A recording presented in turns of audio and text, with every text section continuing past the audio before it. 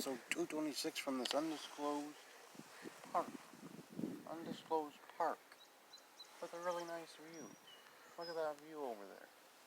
You can see way out in the distance, past the train tracks. For the people that love the snaps.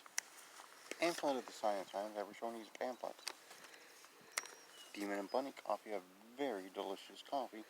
Keith Ryan can confirm that. If you ask Keith Ryan, in between commentary of matches at Northwest Pro, he'll tell you, yes, it is a delicious coffee. Book I got for QT out of a little free library. It is Rough Country, Tales West by Southwest by Budge Ruffner. Budge. I got this to watch out of a library. Camron Star would have picked this one. And I said to myself, I don't want Camron Star knowing I missed the opportunity to get this, so I grabbed it, lest she forearm me in my face really hard, because she could. Camron Star loves the Wonder Woman. Book I'm currently now going to start reading, Cultures of the World, Yemen. I'll learn more about Dobashi and his people. I don't know if Dobashi's in this book, but he could well be.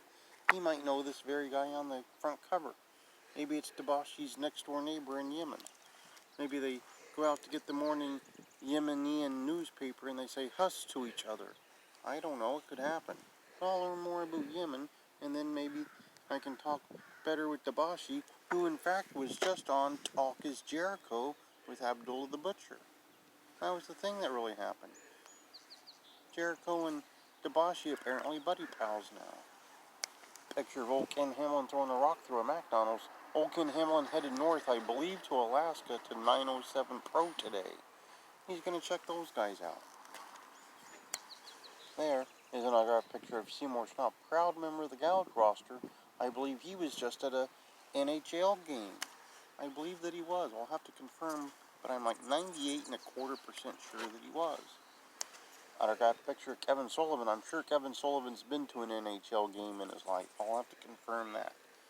I'm not totally positive, but I'm relatively sure. There's a picture of John Lennon and Paul Freakshine. John Lennon would have been proud of his old buddy pal, Paul Freakshine, for being in the Turnbuckle Turmoil Hall of Fame had he not been assassinated back in the early 80s. They may have made up and Paul could have listened to music again, but we'll never know. There's Paul and Wonderful Zach. Paul and the rest of his freak show. Paul and his niece, Casey Carlisle. I'm sure Casey, very proud of her Uncle Paul. Pictures like that available at CaseyCarlisle.com. That's CaseyCarlisle.com. Home for all your gift giving needs. You can get those, large title belt ones, a little bit sultry ones, even more sultry ones, holding up belts.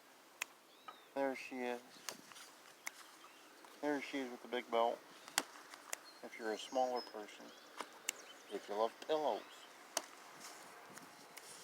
Stompin' Steve might have a few gross of those he's wallpapered his home with. I don't know. There she is, a little bit angry. And other members of Team Bad Knees. Look at that. Troy Miller still recovering from a torn bicep. He momentarily forgot how to bump, tore his bicep. And Camron Star, I'm sure, would remind him as she forearmed him and knocked him right back down if he didn't pick up that Wonder Woman DVD like I did at the library.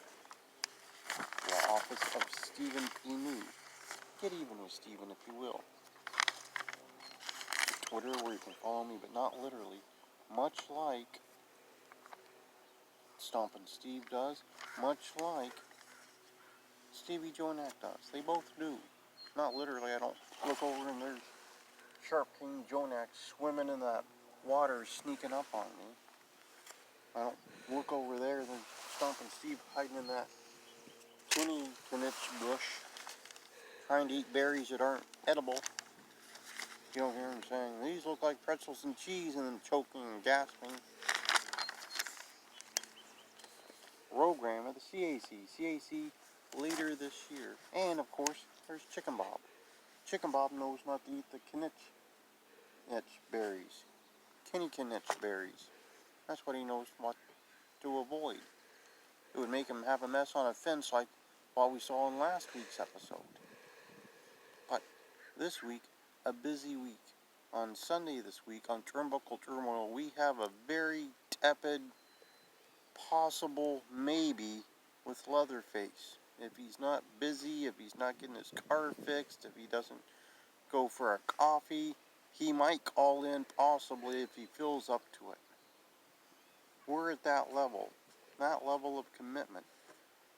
Probably Beast Barnett hoping that Leatherface will call in and discuss his tape trading days where he would cut up Pizza Hut boxes and use them to secure the DVDs he would mail to the people all over the country. That's probably Beast's main hope, to have that question answered. We'll see what we can do, because we got like a tepid maybe, possibly. We'll see what happens. You might hear me read a whole lot out of a random book, possibly even opened by Andre Agassi, much to the delight of Tanya and Old Kinnikinnick. So, Monday, pretty much looking free. Tuesday, pretty wide open. Wednesday, maybe I'll watch some episodes of the Baseball Brunch with Johnny Bench. You can find those on the YouTubes. What a fantastic show that was, the Baseball Brunch. The world famous chicken, not Chicken Bob, but the world famous chicken would show up there all the time. And then they'd have guest stars like Pete Rose and Tug McGraw and Ozzie Smith show up and give instruction to the little youngsters trying to learn baseball. Thursday, Pete Rose's birthday. I'll be watching Pete Rose stuff, reading Pete Rose stuff, all kinds of Pete Rose stuff happening, I'm sure. WWE and Cincinnati Reds Hall of Fame member. He definitely is. Friday next week, we have Camron Star, the winged she-cat, on the show. She is a very unique individual. Let's say that and then be done with it, lest Beast Barnett get too overly excited. But that's what we have going on Friday. So to review from this undisclosed park, right here, next to the Kinnikinnick bushes, which Stompin' Steve may think contains pretzel and cheese bites, but they don't. No pretzel and cheese bites here. He'll have to go to Pretzel Party to get those, which I'm sure he does on a regular basis, because pretzels and cheese is Stompin' Steve's main food source. He loves it. Sunday. Maybe, possibly, sort of, if he's not out buying toothpaste, or if he's not, like, wallpapering his den, something like that. Leatherface will be with us. Leatherface out of Japan, once teamed with Von Hess. Maybe someone will send a question in about that. Hopefully JB Moonshine calls in to co-host. JB having a rough week because he has the clean and sober match with Troy Prescott this week of Blue Collar Wrestling. He's not been able to touch a drop since last week. He's probably getting the reverse DDTs, I would think. I don't know. But Monday, pretty open. Tuesday's pretty much free. Wednesday's pretty open.